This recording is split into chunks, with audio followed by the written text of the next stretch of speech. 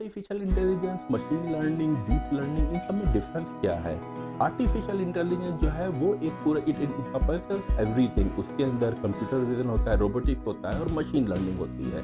Artificial intelligence पे काम एक तरह से 1950-1960s में शुरू हो गया था और उस वक्त पर एक्सपर्ट सिस्टम बनाए जा रहे थे जो कि कोडिंग करके होते थे। मतलब आपको कहीं एक कैट या एनिमल को समझना है तो आप कुछ कोडिंग करेंगे कि हाँ इसके 2 ईयर हैं, टेल है, ये इसके केवल 2 लेग हैं, इसका मतलब ये ह्यूमन है।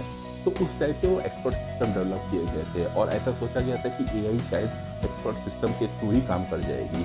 पर जैसा कि आप समझ सकते हैं ये काफ़ी कॉम्प्लिकेट होता जाता था और एआई यहाँ पे या एक्सपर्ट सिस्टम के साथ एक कोई सिंगल टास्क कर सकते हैं। जैसे कहीं चेस खेलने के लिए आप रूल बना सकते हैं, पर कोई भी और भी लॉजिक हुआ, मतलब कोई एक कैट है जो कि एक घर में प्ले कर रही है या डॉग है वो कहीं बाहर प्ले कर रहा है with different background, different type of dog, उन सबको करना वो कोडिंग बहुत ही कॉम्प्लिकेट होती जा रही थी और वहीं पे मशीन लर्निंग आई।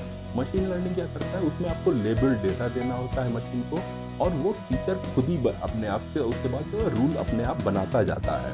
तो आप बताते जाएंगे इस टाइप का फीचर है, लेबल डेटा दे देंगे और वो रूल अपने आप बनाता जाएगा। तो मशीन लर्निंग यहाँ पे रहा। तो अब मशीन लर्निंग आ गई तो डीप लर्निंग की क्या ज़रूरत है? तो जैसे मैंने बोला इसमें आपको लेबल डेटा देना है और फीचर पहले से ही बताना है। तो again this become little cumbersome.